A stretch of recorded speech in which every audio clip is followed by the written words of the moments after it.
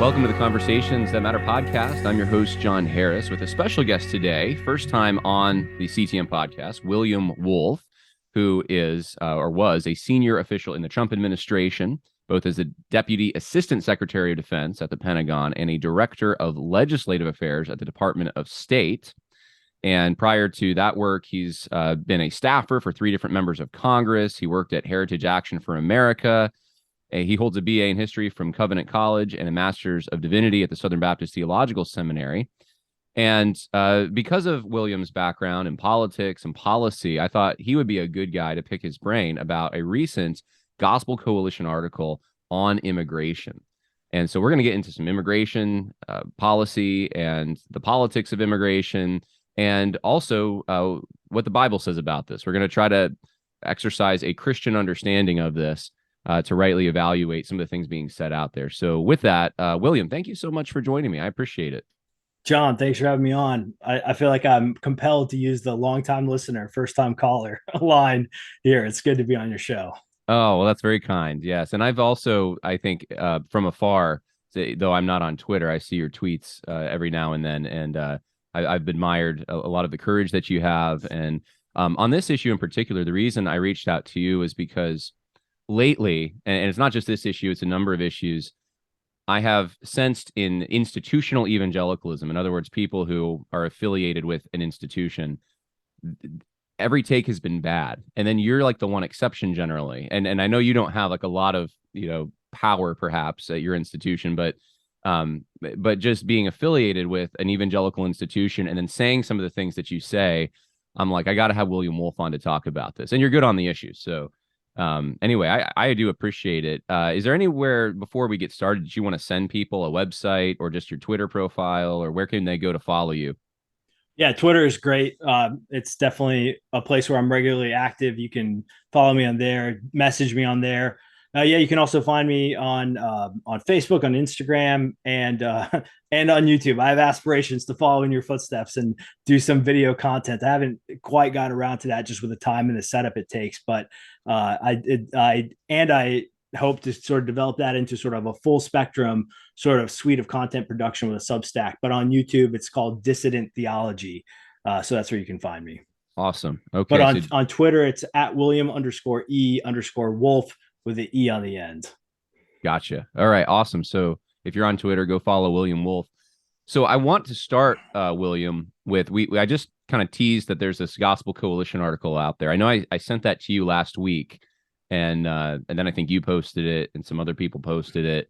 And I want to get into the details of that. But before we do, I thought it would be helpful to play a clip from Ligon Duncan, who is in the PCA. So he's considered, believe it or not, more of a conservative in the PCA, if you can believe it.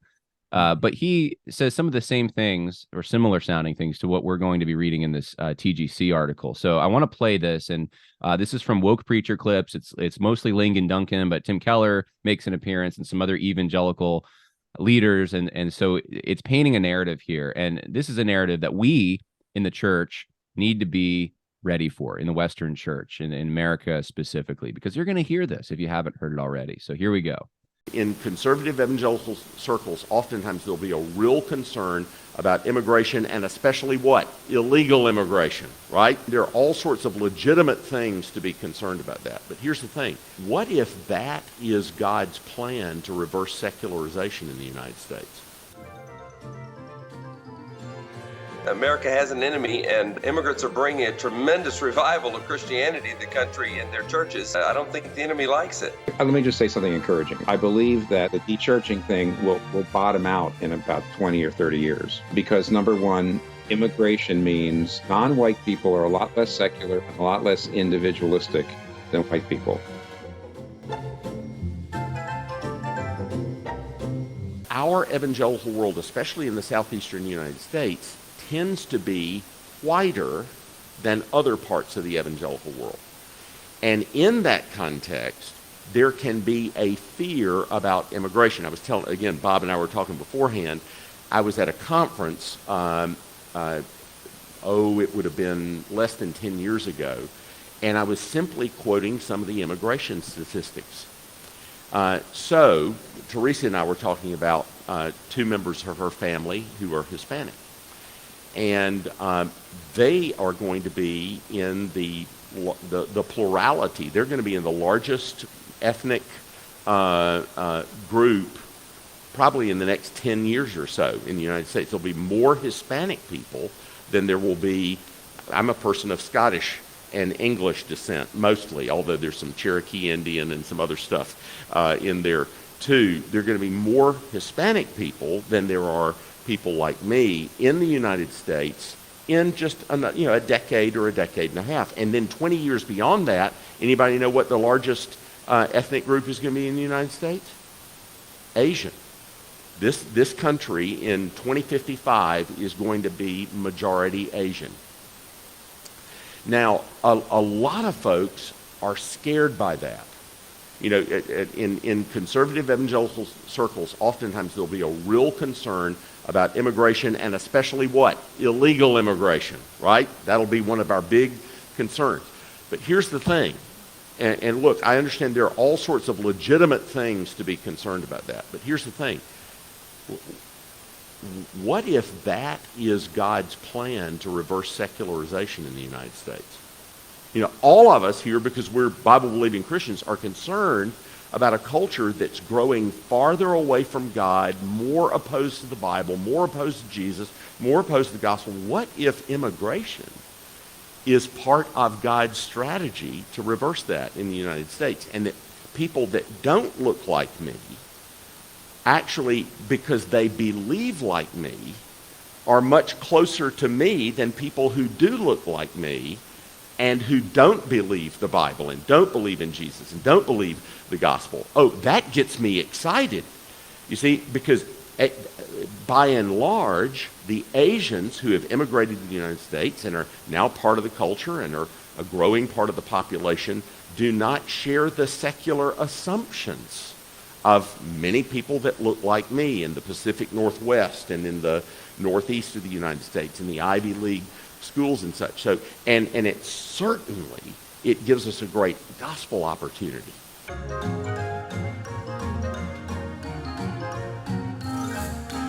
When government changes certain law codes, it can have a huge cultural effect, and the civil rights legislation definitely had that. Alongside of that, there's something that happened that I think a lot of people miss, and that was the Immigration Reform Act that was passed about the same time. That is why our country has diversified the way it has diversified over the last 50 years. And it has put us in a very, very different world.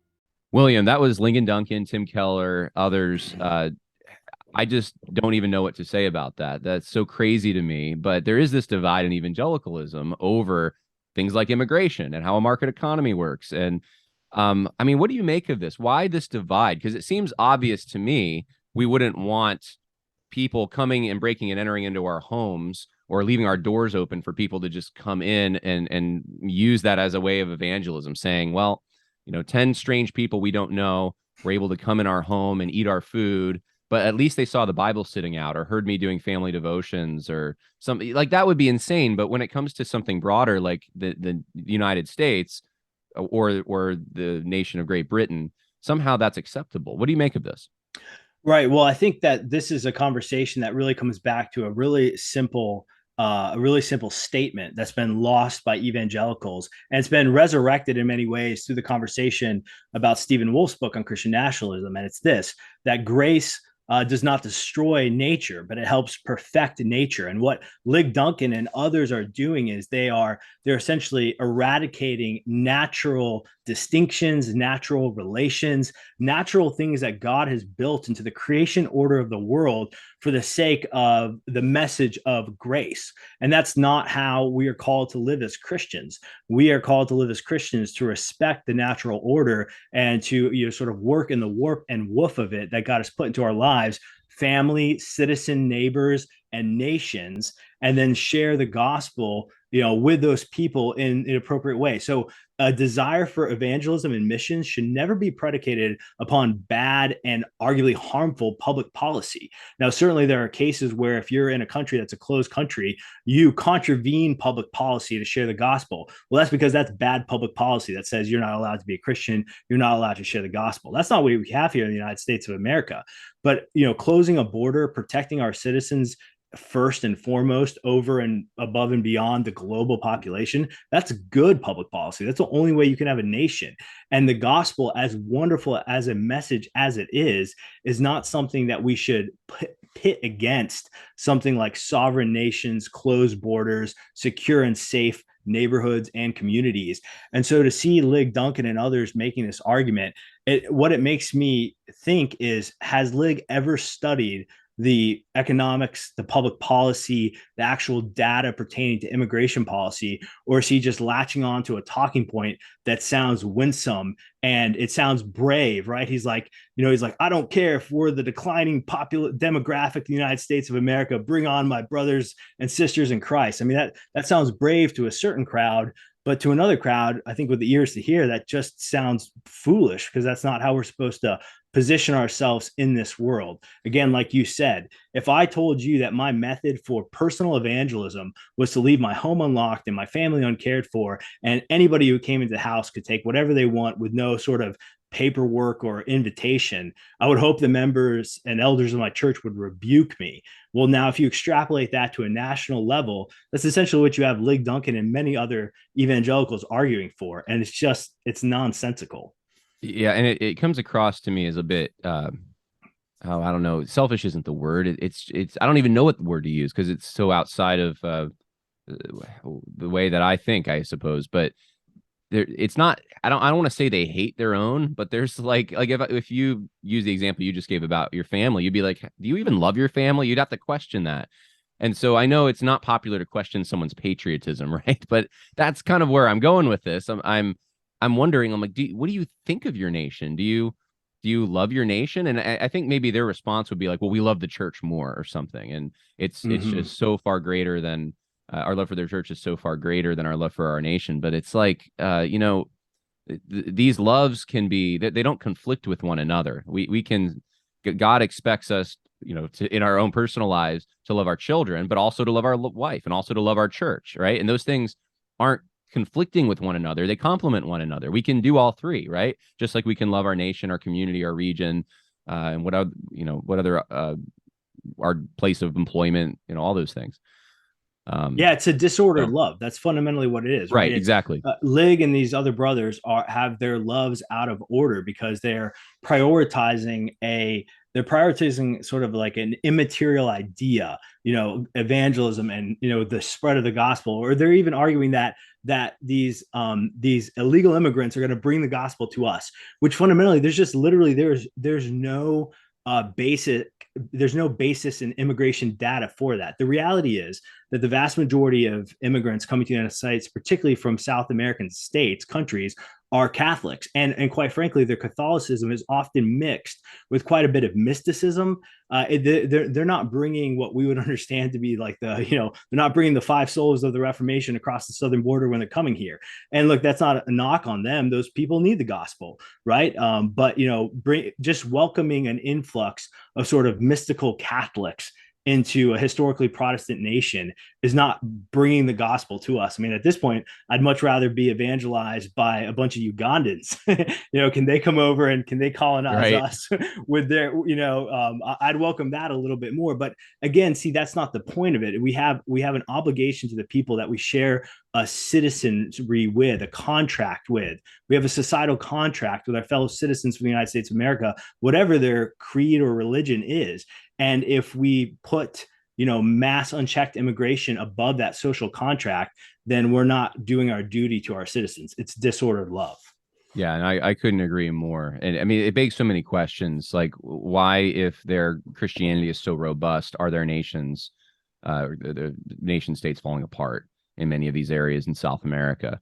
You'd think that if they had a robust gospel that they were living out, that wouldn't be the case.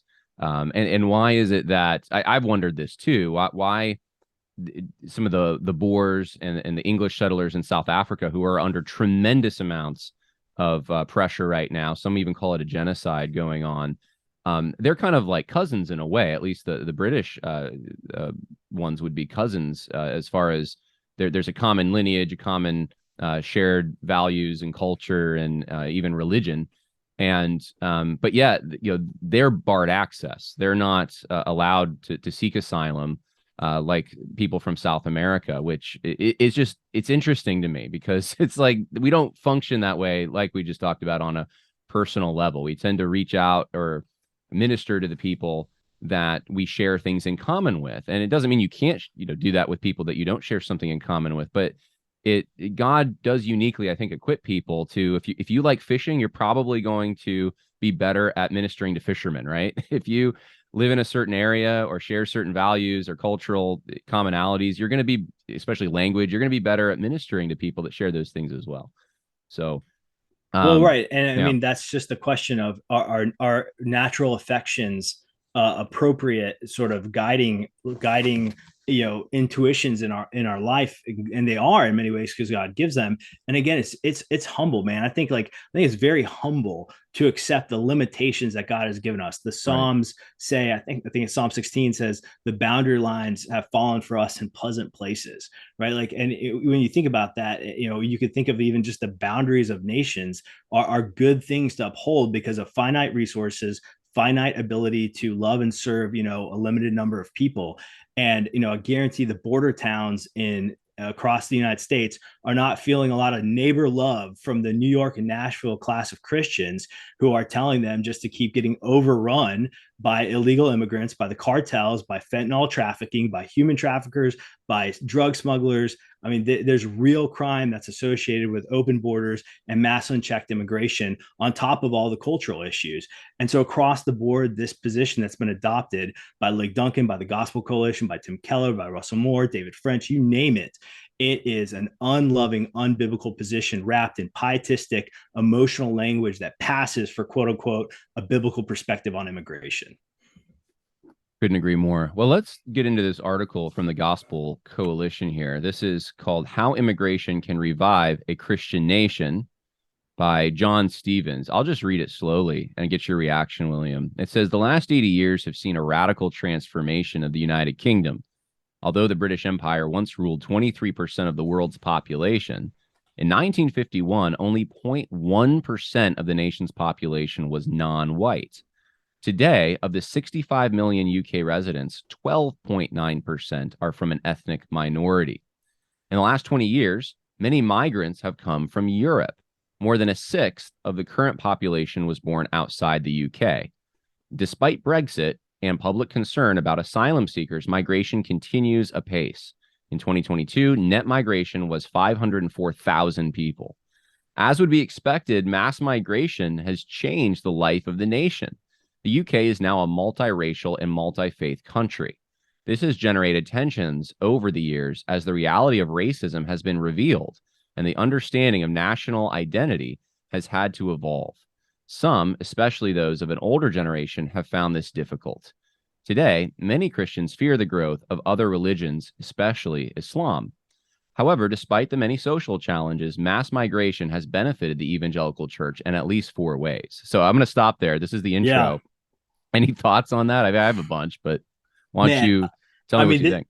It's a master class in sophistry, because this guy, this author, is saying so much with so little. He's making moral judgments with just his mere statement of the facts. And if you can't catch that, you're going to be like thoroughly duped by this article, right? So those first couple sentences where he just lists the way that the demographics of the UK has changed. The point there is it's good. It's good that those demographics have changed, that the native population of the UK has declined. And then scroll back up just a little bit there. Yep. And then you get this very subtle denunciation of those who would in any way be concerned about it as racists. I mean, already he is setting up this whole article with the counter argument being, if you disagree with me, it's probably because you're a closet racist. Yes. Especially those of an older generation have found this difficult. This man's essentially saying UK boomers are racist. Right.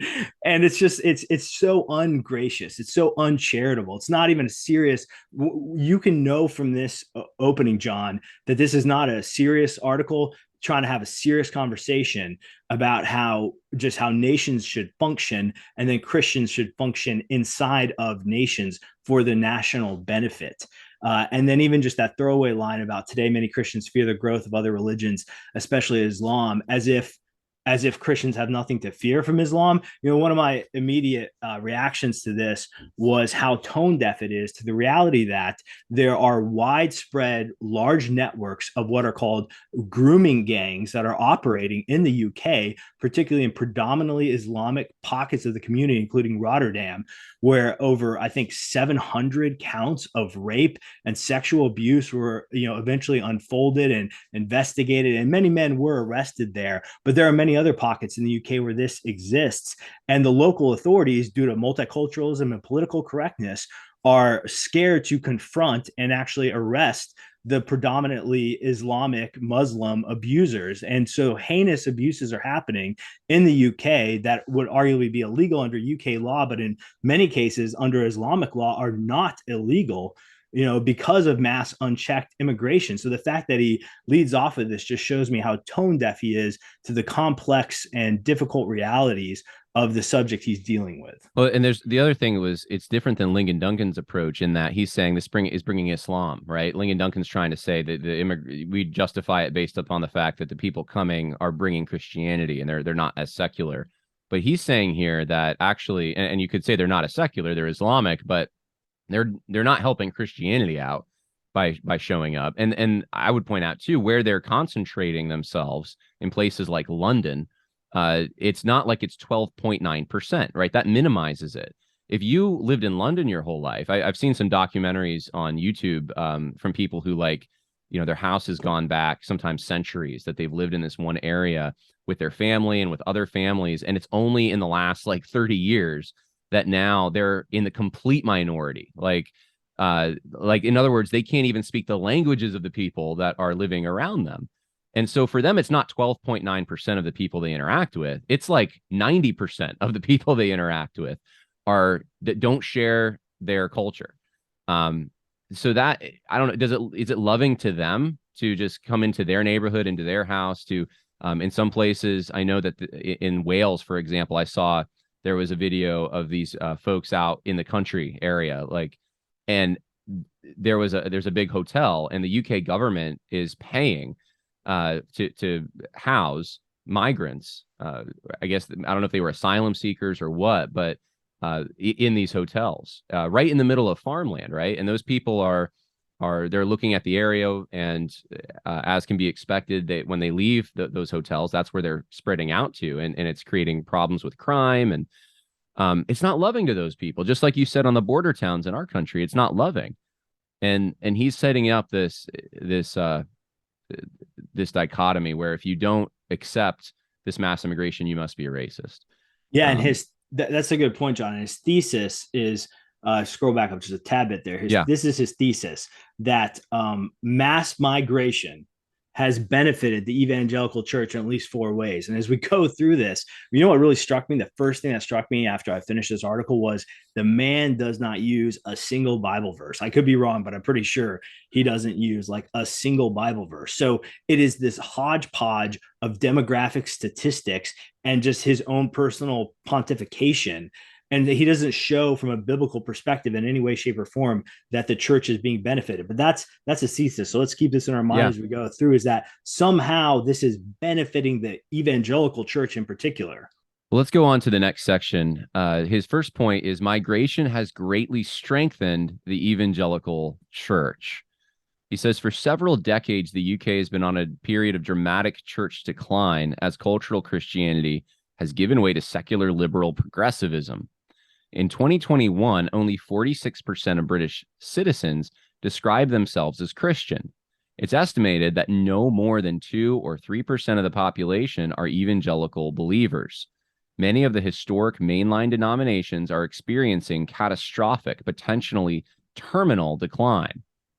Evangelicalism would have declined similarly if it weren't for the migration of many born-again believers to the UK. There has been an explosion in the number of Black and ethnic minority churches, which are among the largest and most vibrant congregations in the country. A recent Evangelical Alliance survey found 25% of practicing Christians in the UK are people of color. While white Christianity is declining in the UK, migration has meant true gospel Christianity is not. In the last year, some 123,000 people migrated to the UK from Hong Kong, including many Christians. Over 600 churches have welcomed them.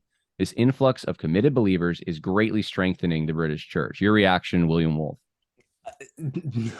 I feel like old grumpy Luke from the Star Wars extra movies where he goes like, amazing, every single word that you said there was wrong. I mean, there's nothing that makes an argument here. I mean, this is illogical. Like, truly, this is incoherent what this guy is arguing. So first of all, he says that the practicing Christian population in Europe and in the UK has declined to 2 to 3%.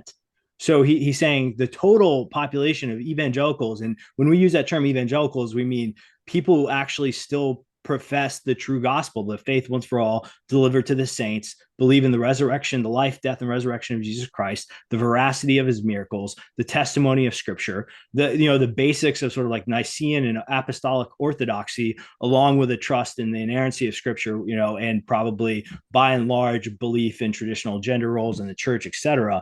So he's talking about evangelicals are 2 to 3%. And then he says that if it wasn't for this influx of migrants, it would have declined even more to what? We're at 2 to 3%.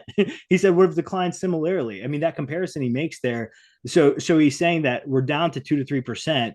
And if it wasn't for this mass influx of immigration, what would we be at? I mean, it doesn't get much lower than that. So his argument actually doesn't make sense on the face of it.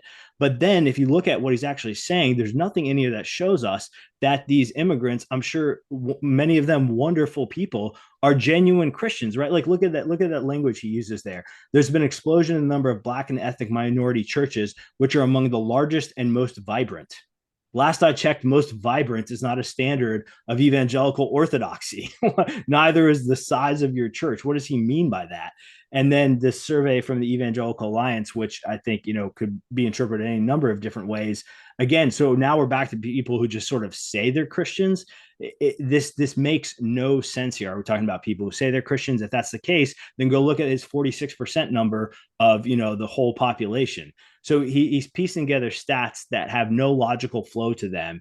And then he finishes with this absolute banger of a conclusion that white Christianity is declining, but that doesn't mean they've lost the true gospel. So is that an indictment on white Christians in the UK? Is he saying white Christians in the UK never had the true gospel? I mean, what is he saying? On what basis does he make that claim? And then he slaps on some other stat about immigration from Hong Kong, which again, maybe there are Christians in that, but the fact that churches have welcomed immigrants from Hong Kong, again, tells me nothing about the nature of the faith that we're talking about here. So I don't know, John, help me find a point in this convoluted mess, because it seems like the main point of these 3 paragraphs is white Christians bad, and I'm glad to see they're declining. Yeah, I get the same kind of impression from it. You could actually make the reverse case and say this is really bad for all these really vibrant Christians who are coming to the UK, because now they're going to be corrupted by this horrible white culture that exists there, right? Right. They had this strong Christianity when they were in Hong Kong and other parts of the world, but now they're going to come to the UK, and what's going to happen to their children? We should all worry about their children who are going to be influenced in the UK school system, right? So, I mean, you can make the opposite argument and say that immigration isn't good because we want to preserve these Christian communities that are so vibrant in Hong Kong or other places. Anyway, so that last line there, just that last line, his conclusion in no way flows from his premise or is substantiated by his hodgepodge of statistics masquerading as an argument. The influx of committed believers is greatly strengthening the British church. Well, I'm sorry, you've not shown me that this is an influx of true believers in any demonstrable sense. So I guess we're just celebrating demographic decline. Yeah. Number 2, he says migration is undermining the assumptions of secular liberal progressivism. Ethnic minorities in the UK tend to be more religious than their majority culture neighbors. In 2021, 46% of the London population was non-white. A Theos report from 2020, Religious London, Faith in a Global City, revealed the effects of mass migration on our capital city. Among Londoners, 62% identified as religious, compared to 53% nationally. Meanwhile, 38% of Christians in London said they attended a religious service at least monthly, compared to a mere 17% elsewhere. Londoners' values were also more conservative.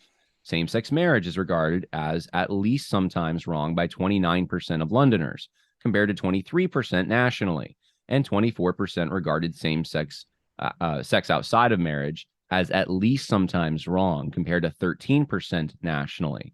The effect of mass migration is that London is home to populations that are highly progressive and populations that are highly conservative. This challenges the dominant intersectional narrative, which presupposes that allegedly oppressed minority groups will stand together to support the extension of the liberal progressive agenda. The values of ethnic minority groups cannot be written off as white prejudice that needs to be overcome. This suggests white Christians will be able to make common cause with ethnic minority communities on many issues. So William, if you're truly a conservative, you got to understand that all the people immigrating are a bunch of conservatives. They're not just Christians, they're conservatives. So they just don't, the only difference is they don't share the same color pigmentation in their skin as the old white men. But other than that, they must think the same.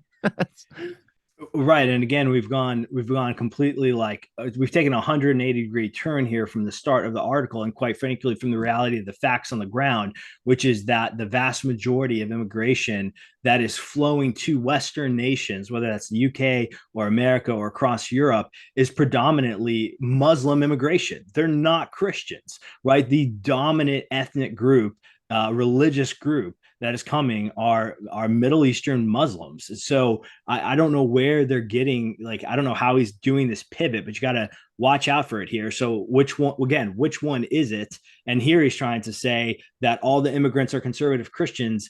And so that's awesome. But the reality is, first of all, that's not true. And second, again, these stats, they don't tell us anything other than there are more people in London than in the rest of the UK. And so if there's going to be an increased sort of population center of anybody who would hold to traditional conservative Christian values, well, yes, I'm not surprised that you would find them in London, on the whole, on the aggregate. But again, I wonder, I've not clicked into all these links on these surveys, but even just when it says Religious London, Faith in a Global City, when they say among Londoners, 62% identified as religious, well, how many of those are Muslims? I don't think we can just assume that all the people identifying as religious are Christians. And again, if he's trying to sort of argue that this is an evangelistic gospel opportunity, that's one thing, but that's actually not what he's arguing. He's trying to use these statistics to argue in some way, shape, or form this is bolstering the Christianity of the UK in light of all the facts that point to the opposite. Yeah. I thought Muslims too when we were reading this, that it's entirely possible. I mean, I've seen even some of the debates in the streets of London that people have filmed on their cameras for YouTube of Muslims debating with secular progressives, and obviously that there's a disagreement there, but it doesn't mean that the Muslims are more conservative on every issue or something, just because they hold to what everyone held to until 5 seconds ago on issues like gender and sexuality doesn't mean that they're also going to hold beliefs on markets and on other social issues. Yeah, and I mean, on this point, we're kind of getting into this, but if people are just airdropping in, like, look, I don't have any prejudice, of course, against Muslims, but the reality is that Islam is a fundamentally different worldview. It's a competing vision for society, for faith. It is truly theocratic. Christian nationalists get all this, like, stuff thrown at them for wanting a theocracy. Well, guess what? The Muslims, they have a theocracy, right? Like they are some of the most illiberal and intolerant people in the world because of their sincerely held beliefs about how a society should be structured around Sharia law, with worship of Allah at the center of it. And so, even if they do hold some sort of analogous conservative beliefs, which even that you could argue, even though they Muslims are typically against homosexuality, but practice all sorts of other sexual immorality in terms of abuse of young women and young girls, and the taking of multiple wives. Like there's not a lot of political common cause to be found with devout practitioners of Sharia law who are still living and operating in a Muslim mindset. Now there are some anomalies, right? I know of a woman who's a Muslim who was run for Congress in Minnesota, not Ilhan Omar, but another woman who is staunchly pro-American, pro-conservative. There are exceptions to the rule, but those are exceptions, not the rule.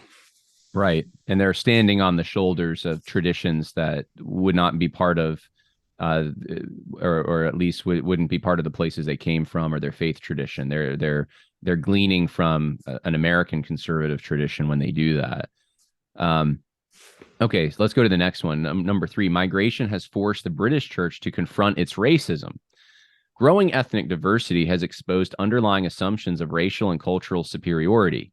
The failure of the church to welcome the first immigrants from the Caribbean in the 40s and 50s showed attitudes that were essentially segregationist.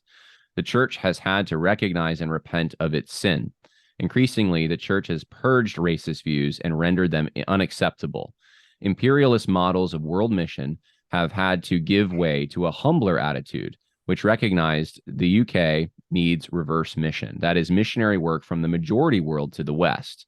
The presence of large ethnic minority Christian community has opened our eyes to the reality that Christianity isn't a white or Western religion, and the UK is no longer a major leader of world Christianity.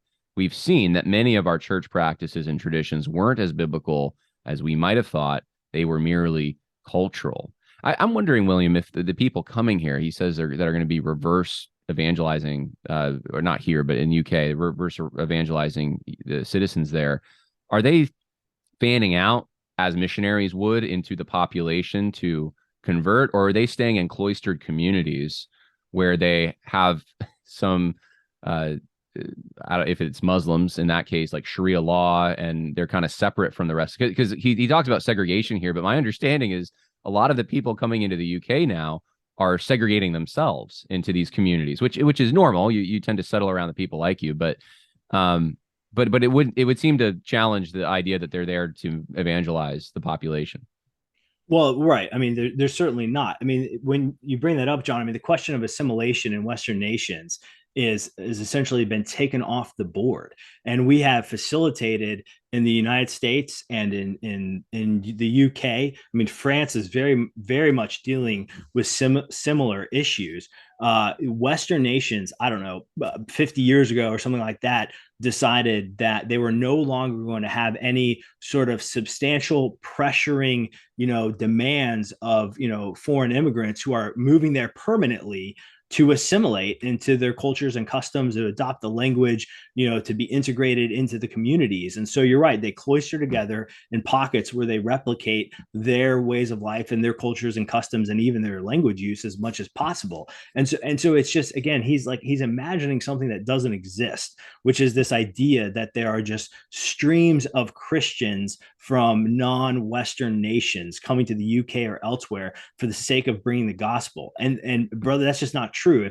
If people are seeking to come live in the UK or in France or in Germany or in Belgium or the Netherlands or the United States, they're seeking primarily a better life. They're fleeing from the political structures that have failed them, and they're coming seeking a opportunity for their family. And if they bring their faith with them, okay, that's great, but that's not what's driving these people. So this brother clearly knows next to nothing about what's actually going on with immigration around the world.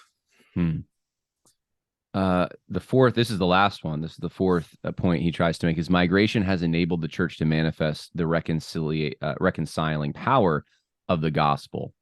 The glory of the gospel is that it reconciles the divisions among humanity resulting from the fall. The church community is meant to display to the world of the power of the gospel and the saving plan of God. Of course, reconciliation can be demonstrated within a monoethnic community, for example, between those of different classes, ages, or genders. However, ethnic reconciliation between those who are historically hostile to each other is even more obvious. In the early church, Jews and Gentiles united in Christ. The Roman Empire was immensely multi-ethnic and multicultural in a way that wasn't true of the UK until recent decades. The diverse context of the contemporary UK brought about by mass migration has opened an unprecedented opportunity to showcase Christ. By contrast, conflation of the gospel with any form of race-based nationalism tragically prevents the church from modeling the gospel as it should be. So I'm assuming this author would probably accuse you, William Wolfe, of some kind of a race-based nationalism and opposing something as good as reconciliation. That's the term he's using. There's as if there was, I guess, a big problem because of segregationist views that now we need people need to reconcile with other parts of the world. What do you say to that charge? Well, I'm all for some reconciliation. In the immigration context, it's called assimilation. Reconcile yourself to the nation that you're moving to, and don't continue to hold on and demand your ways of life and your customs and your language that you left. I mean, there's no other situation that this works in the world. Like, obviously, at least in our present day, right? Colonialism has such a terrible rap because one of the arguments against colonialism is all these imperial Western whites went around and enforced our views on everyone else. And now sort of the reverse thing is the reverse is happening.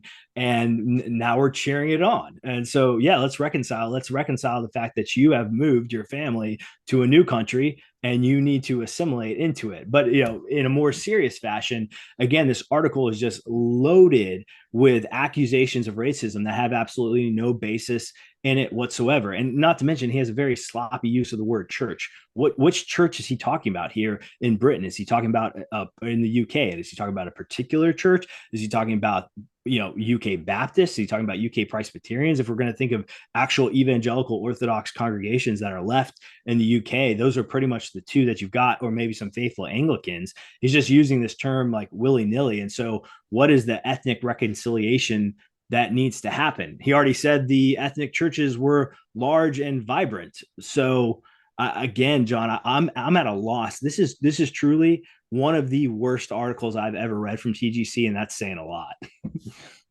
That is saying a lot because there's a lot of bad articles. Well, let's land the plane here. These are the last two paragraphs. There are still immense challenges to face. Individual UK churches remain overwhelmingly monoethnic, and we need to overcome this functional segregation and foster genuine multi-ethnic congregations. Slow progress is being made on this front. We need to overcome prejudices, misunderstandings, and sensitivities, recognize our past injustices and failings, and share power with our minority brothers and sisters. Mass migration makes this both necessary and possible. Migration has irrevocably changed the nature of the UK. Some still hanker for a past era of greater I can't say that word. Homogeneity. Thank you. Homogeneity.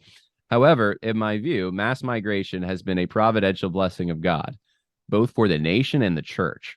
The UK church is richer as a result, and my prayer is that God will use our growing ethnic diversity both to conform it more closely to the likeness of Christ and to bring gospel growth, even revival, to the nation. So, Yeah, Make it stop, John. yeah, I don't know where to go from here. It is he just seems to be saying when he says we, because at the beginning I thought the we was we Christians and now it's like we white people are bad. So it's like he's switching the we. Well, I think the one of the if we're going to try to be sort of useful to your listeners, that really what we can do with an article like this is just continue to pull up and expose the horrific assumptions that underline his rhetoric here, right? So just let's take this on for a second. He says that UK churches remain overwhelmingly monoethnic, although keep in mind that some of those churches that would be overwhelmingly monoethnic are the large and vibrant ethnic churches he was praising just earlier in the article. So again, remember, the only monoethnic churches that are ever bad are white monoethnic churches. Everyone else is free to have a monoethnic church, and that's no problem. And why though? So seriously, like, we need to ask ourselves, what is wrong with a monoethnic church if it's in primarily sort of a monoethnic population setting? Obviously London isn't necessarily going to be that, but if we're talking about somewhere in the country out in the UK, that's still largely what you would call white English individuals. There's that's just who's going to be able to gather there for church. And then where he says he says slow progress is being made on this front. He says we need to overcome prejudices. What prejudices? What misunderstandings? What is he talking about? Past injustices? What past injustices? The past injustices of having an immigration system that largely benefited the native born population? Is that what he's implying? Honestly, don't know, but that's not an injustice. That's a good way to run a nation. Right now, the UK has a disastrous immigration system that is only hurting the native population. And that's not a wise way to do immigration at all. And when he says mass migration makes this both necessary and possible, that brings us full circle back to the Lig Duncan argument, which is essentially that, for some reason, the mass movements of people across our globe matters more just because it does than having safe, secure nations with governments that care for their citizens. So, I mean, the assumptions that underline this article are what I would call non-cognitive ethics.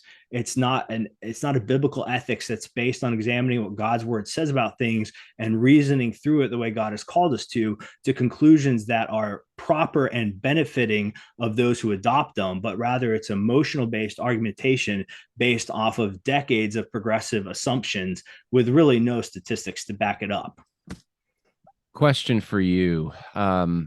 What other things, if you were writing an article on the immigration issue in the UK, what kind of stats would you bring up or issues? Because I'm wondering if things like crime would, like, if he were to force to talk about that, what kinds of things have these immigrants brought that is negative? If we're going to have a balanced approach, even if we accept all his premises, right, we have to also look at the full picture, which would include crime and, I don't know, other social maladies maybe you'd be familiar with.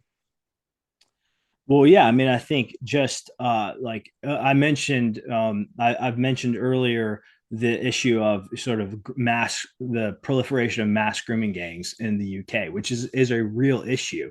But then also you have in the UK, you have the development of what people call like no-go zones, which are areas where the population is so predominantly Muslim, and the men there behave as if they were in a Middle Eastern nation operating under some sort of Sharia law, so that white Westerners, particularly white Western women, aren't safe to go there anymore. So that would be something that I would look at, would be the proliferation of no-go zones in London. And now London in the UK, they have very serious restrictions on personal firearm ownership. I don't even think you're allowed to have a personal concealed carry or open carry weapon over there. But there's been a rise in stabbing, serious stabbing. This is something that the mayor of London has had to deal with, which is a rise in violent crime, particularly related to knife attacks. And again, the vast majority of those perpetrators are Muslim individuals. So I think that there's really no evidence to point to say that mass unchecked, unassimilated migration from non-Western nations is making Western nations more prosperous, more free, and more safe. And there's certainly no evidence we could point to that shows us that this is also somehow, even if we're losing prosperity, losing security, losing a sense of cultural cohesion, the gospel is flourishing. Well, I don't know how, at least in terms of worldly analytics, we can point to that being the case either. Yeah, and I haven't done a lot of research on the crime stats in the UK. I mean, just a little like Google searches coming up with knife stabbings have gone up, but a few websites are telling me that overall crime is going down. What my question, I suppose, would be, and again, I haven't looked into this, and this wasn't necessarily in the scope of what we were addressing in this article, but is whether or not in the areas specifically in which migrants are moving to, if crime has increased, because that's really the key question. It's not about the nation overall. It's about those areas where you actually have brought people in from other places. Are people safe in those areas? Can a woman walk at night in those areas where she was able to walk before? Those kinds of things.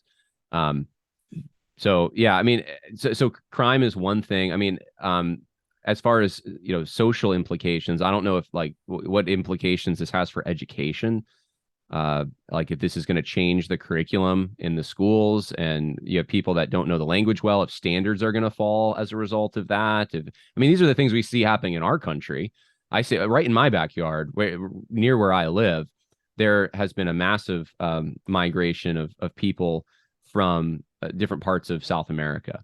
And they have mostly, I think, Dominicans and El Salvadorans, and so places in the Caribbean as well. But they're going into the public schools, and what the result has been chaos in the schools. At certain times, like the whole police department has to go to like the middle school to stop a riot or something. There's a lot of violence, and there's a lot of when it comes to the education itself. The standards have just been so dumbed down, because now you have kids that can't even speak the language well, and you have to pass them, right? No child can be left behind. And so this shortchanges all the local kids who are going to the same schools, and they won't have an education. So I'm not saying the same thing's happening in Great Britain. I'm just unaware of the fact, but it wouldn't surprise me. I don't know if you know anything about that. Yeah, I don't know if I have specifics, but I do know that specifically in Birmingham, in particular, in the UK, that this is a serious problem and has been for a while. There's a 2017 article, even from National Review, that is exposing sort of the Islamic takeover of Birmingham in the UK, and it becoming a place where where native UK residents that are non-Islamic don't feel welcome. And I've been using to just sort of parse my terminology here. Really, the question at hand is with mass migration in the UK, which is funny. We can't get away from this if you're going to operate in reality and not just sort of like emotional aphorisms like we saw in the TGC article, which is that Islam is a fundamentally anti-Western mindset. It's an anti-Western worldview. It's an anti-Western totalitizing metaphysical and physical way of viewing the world and political ideology. And so where Islam takes root, whether that's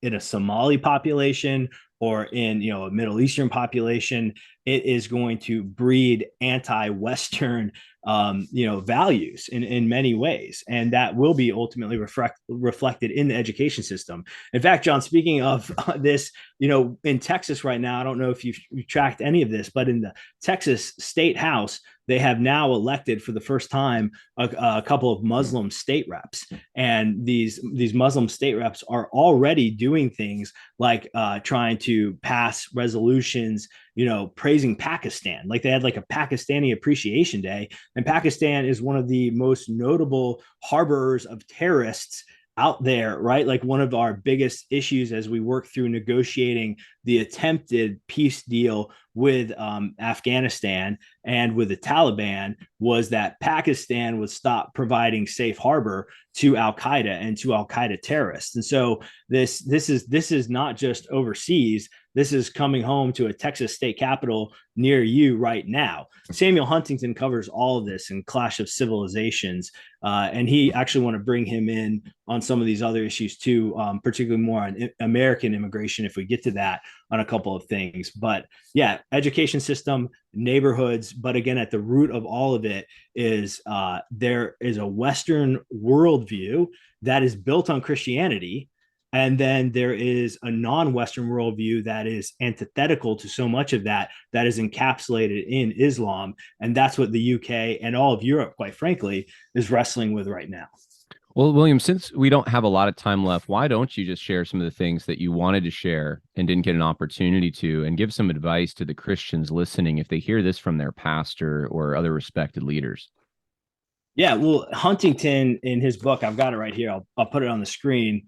I don't know if it can show. This is called "Who Are We" by Samuel Huntington. The challenges to America's national identity. He has just such like if you're trying to understand like what's happening to our country right now vis-a-vis unchecked mass immigration, both legal and illegal, right? Because it's happening. We have a acute focus on the wide open, porous southern border, which we should, and there are some real issues there. Of course, we need border security. We need to reform asylum, but at the same time, the United States has a host of legal immigration programs and opportunities that are also harmful to our native born population here. And there's nothing wrong with desiring the good of your fellow citizen, your native fellow citizen. That's not racist. That's not xenophobic. If you don't do that, arguably, I wonder about the basis of your Christian faith.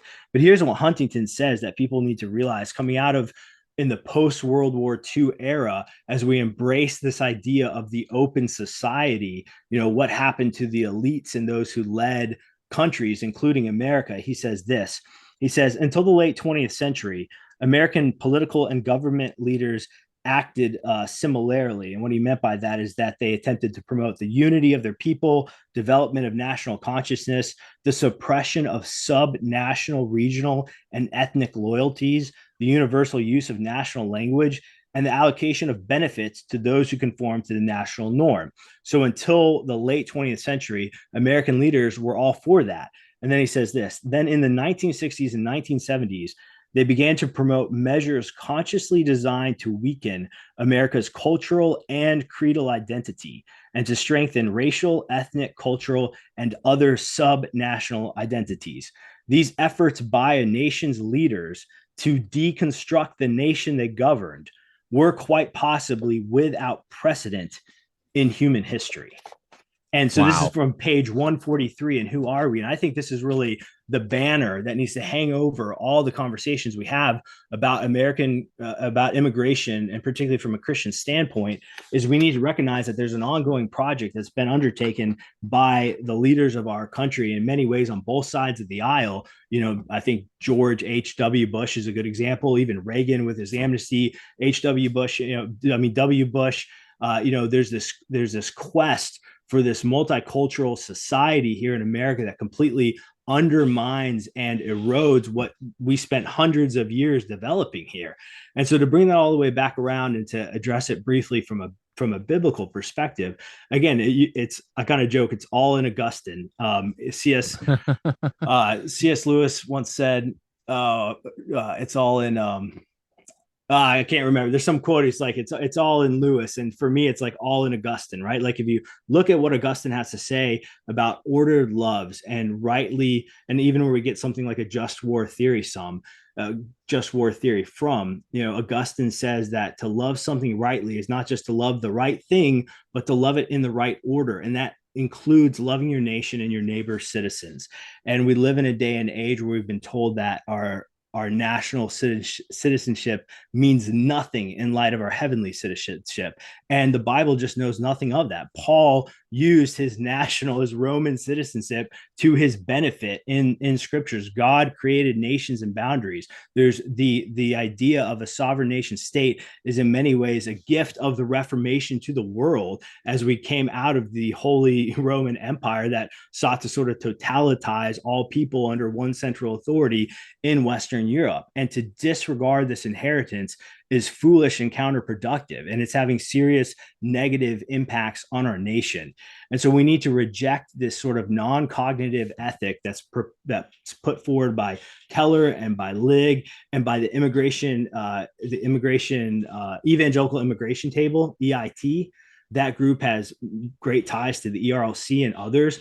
And what they do is they prioritize immigration policies that benefit the non-native migrants over national citizens. there's a different approach that's out there that's called wise welcome, that's proposed by some people, including Kelly Kohlberg and Professor James K. Hoffmeyer. You can find that those resources online, where they walk through from a biblical perspective how immigration should be approached from sort of that basic rubric of loving God and loving others, loving your neighbor as yourself. And that's how we formulate our immigration policy. It's not loving the world as, whatever that is. It's loving your nation and your neighbor as yourself. Lots more could be said. That was quite a monologue. Thanks for listening, John. No, that was great. I think that'll help a lot of the listeners who are out there and hearing this. And TGC influences so many pastors, and it's unfortunate, but I don't know how many times I've had people message me and say, my church is solid, or at least I thought it was. And then all of a sudden my pastor takes this left turn somewhere because of something Keller said, or something they read on TGC, or some popular figure they're following said it. And so they want to copy it. And so I think it's important we tackle this. And I appreciate your work on this, William. I know it probably doesn't give you a lot of brownie points with people in institutional evangelicalism, but it's unfortunately, I'll just say this in closing, that the evangelicals who want to have a seat at the table, who really want to influence things, who want to be cultural leaders and speak prophetically to the culture and engage it, so forth, before a watching world, as we often hear, they're shooting themselves in the foot with articles like this, because it's like this is what regular, ordinary, decent Americans who care about their country, just like they care about their homes, they see this and they get the impression you don't like us very much. And it comes across as ignorant. It comes across as just unaware of the work that's being done by those who are in the more conservative camp. It's really a one-size fits all approach for people who read the Wall Street Journal, or not the Wall Street Journal, sorry, the Washington Post and the New York Times. Wall Street Journal is pretty bad on this too. Are they? Okay. I didn't want to unfairly. Yeah. Well, I mean, the problem is that, look, America is more than an economy, right? There's so much we haven't even touched on here in terms of they're doing jobs, or it helps drive GDP and stuff like that. Well, look, our country is not just the sum of our GDP, right? Even if there may be a potential downtick in some economic benefits for sort of revamping our immigration policy to benefit citizens, that's a price that's worthy to be paid. I mean, look, a way I put this recently is I'm not anti-immigrant at all. I'm just pro-citizen. Right. I'm pro-citizen. I'm pro-American citizens, whoever they may be. When I worked in Washington, D.C., I took cabs all the time, right? I took cabs back and forth from State Department to Congress. The vast majority of my cab drivers were Ethiopian, Eritrean immigrants. And these people, they loved America, like the idea of America, more than these progressive white liberals, right? Like they actually want America to exist. They want immigrants who come here to have to assimilate, right? These guys speak English, they get a job, they pay taxes, right? Look, again, I think we need to have reasonable legal immigration, but they don't want the mass unchecked illegal immigration either. So we need to embrace immigration that allows for migration while limiting the impact on Americans, the legal immigrants who are already here, and also harm on foreign guest workers. There's a lot of exploitation, John. I mean, so much to get into. The way we run our immigration system actually hurts some of the most vulnerable in society as opposed to helping them. And so, just more of that is not going to be more justice. It will be less. Yeah. William, thank you once again. Great points. If you want to follow William on Twitter, it's @William_E_Wolfe. You can go to the Freedom Center at Liberty University, where I know you write a lot. God bless you, brother, and looking forward to hearing more soon. Thanks, John.